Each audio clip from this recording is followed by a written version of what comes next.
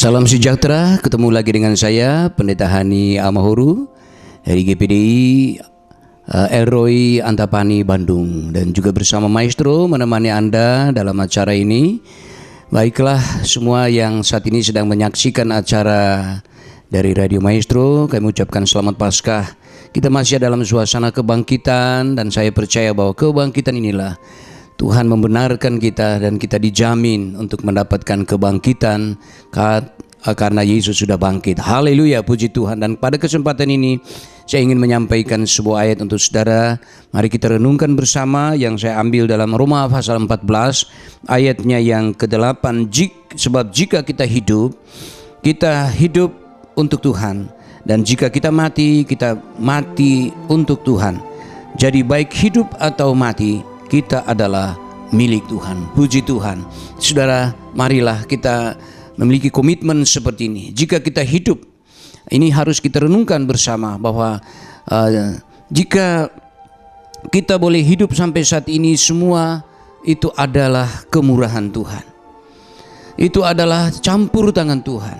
Saya percaya bahwa setiap insan manusia yang berakal sehat tentunya akan menyadari bahwa hidup yang kita alami hari ini adalah karena bukan sebuah kebetulan, tetapi itu adalah suatu rancangan Tuhan dalam hidup kita. Yang pertama kita lihat di sini, Tuhan berkata bahwa karena aku hidup maka kamu pun akan hidup. Itu sebabnya dalam suasana kebangkitan seperti ini kita sangat bersyukur bahwa Tuhan kita mati dan Dia bangkit. Dia bangkit supaya kita juga boleh mengalami kebangkitan. Maka dikatakan bahwa aku hidup supaya kamu pun juga akan hidup. Hidup bukan untuk sementara, tapi hidup selama-lamanya. Itu sebabnya dikatakan dalam Injil Yohanes pasal 14, dikatakan supaya di mana aku berada, kamu pun berada. Tuhan ingin bersama dengan umatnya. Tuhan ingin bersama dengan kekasih-kekasihnya untuk hidup di dalam kekekalan, di dalam kemuliaan yang kekal. Itu yang pertama. Yang kedua, jika kita hidup itu oleh karena anugerah, pemeliharaan Tuhan. Kita tidak bisa menyangkali bahwa inilah pemeliharaan Tuhan dalam hidup kita, kepedulian Tuhan terhadap kita, dan Dia juga menopang kehidupan kita. Di dalam Mazmur 139 dikatakan sejak bakal anak Tuhan sudah peduli, apalagi kita sudah sampai dewasa seperti ini. Dan pengalaman membuktikan bahwa di dalam hari-hari kita terjadi banyak hal-hal yang luar biasa, yang tidak terduga. Bahkan Tuhan dapat melakukan lebih dari apa yang kita pikirkan dan doakan. Itu sebabnya saudaraku, karena Dia peduli dengan kita, maka tentunya kita boleh hidup sampai saat ini. Dan yang ketiga, kita hidup oleh karena kasih-Nya. Dan kasih ini bisa kita bagi dalam dua kategori yang besar. Kasih secara umum. Kasih secara umum kita bisa melihat Tuhan Yesus mengatakan dalam Injil Matius pasalnya yang ke 5 ayat 45, Dia juga memberikan matahari, hujan, musim-musim baik kepada orang baik, juga kepada orang jahat. Itulah kasih-Nya secara umum. Dan kasih yang secara umum juga kasih untuk menyelamatkan umat manusia. Sehingga ayat yang terkenal dalam Injil Yohanes pasal 3 ayat 16, karena demikian kasih Allah akan dunia ini sehingga dikaruniakan Anak-Nya yang tunggal, supaya setiap orang yang percaya kepada Dia tidak binasa, melainkan beroleh hidup yang kekal. Inilah kasih yang luar biasa. Tuhan tidak ingin satu manusia pun binasa, tapi semua boleh selamat. Itu sebabnya Dia mengirimkan Yesus sebagai Anak-Nya yang tunggal, supaya setiap orang percaya kepada Dia tidak akan binasa. Saudaraku yang dikasihi, kecuali kalau kita menolak Dia. Ayat 18 dalam Yohanes pasal 3, kalau kita menolak Dia, kita akan binasa. Oleh sebab itu mari buka hati kita untuk terima Yesus sebagai Tuhan dan Juru Selamat.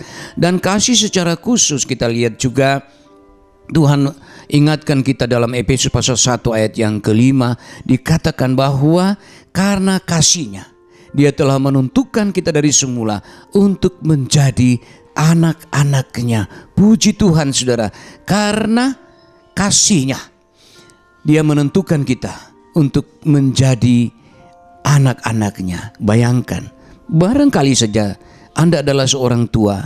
Bagaimana Anda mengasihi anak-anak? Demikianlah Bapa kita di surga akan mengasihi anak-anak, mengasihi saya dan saudara, karena kita adalah anak-Nya. Kita ini bukan anak tetangga, kita bukan anak anak gampangan, tapi kitalah anak-anaknya. Maka karena kita anaknya, maka saudara, kalau kita hidup sampai saat ini, semua oleh karena kasih-Nya. Kasih baik secara umum, juga secara spesifik untuk memelihara, untuk menolong kita, memberkati kita. Kita patut syukuri semua ini, saudara. Dan kalau kita kembali kepada ayat yang ke-8 tadi, jika kita hidup, nah kita hidup untuk Tuhan. Nah kalau hidup untuk Tuhan, ini berarti ada satu kewajiban yang Tuhan inginkan dalam setiap kita. Kalau Tuhan sudah boleh menghidupkan kita dengan beberapa alasan tadi, mari kita hidup untuk Tuhan dengan apa? Yang pertama, mari kita mulai menjadi umat atau orang-orang yang selalu menjadi pengikut-pengikutnya yang setia. Tuhan mau supaya kita tetap menjadi anak-anak Tuhan yang setia. Dan setia sampai kapan? Setia sampai akhir hidup kita. Dan jangan lupa, Wahyu pasal 2 juga mengingatkan kita, selama kita menjadi anak Tuhan yang setia, kita juga harus memiliki kasih yang mula-mula. Kasih yang mula-mula yang telah menarik kita untuk menjadi miliknya. Kasih inilah kita pertahankan. Tuhan katakan kalau kita tidak lagi memiliki kasih yang mula-mula, Tuhan akan muntahkan kita.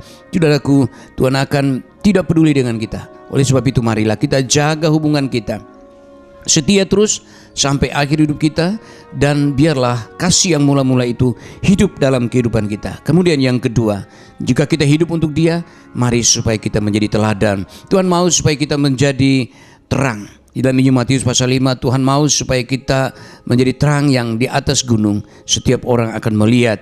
Begitu juga saudaraku, Tuhan juga mau supaya kita menjadi terang, mengikuti jejaknya. Rasul Petrus katakan dalam 1 Petrus pasal 1 ayat 1 Petrus pasal 2 ayat 21, karena Tuhan sudah mengalami, sudah memberikan teladan bagi kita, kita juga harus mengikuti jejaknya. Kita menjadi surat-surat Kristus yang terbuka, sehingga lewat hidup kita, sikap hidup kita, perbuatan-perbuatan kita di dunia ini yang melakukan apa yang menjadi kehendak Tuhan, mendatangkan kebaikan-kebaikan bagi manusia, dan juga menjadikan kehormatan bagi nama Tuhan Yesus Kristus. Dan saudara, puji Tuhan, itulah komitmen yang harus kita pegang. Kita tahu bahwa jika kita hidup untuk baik mati untuk Tuhan. Akhirnya seperti Rasul Paulus katakan dalam Filipi 1 ayat 21, bahwa hidup bagi Kristus, mati adalah keuntungan. Kiranya boleh menjadi berkat bagi saudara sekalian.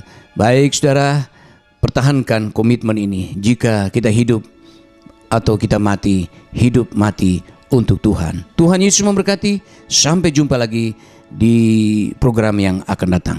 Amin.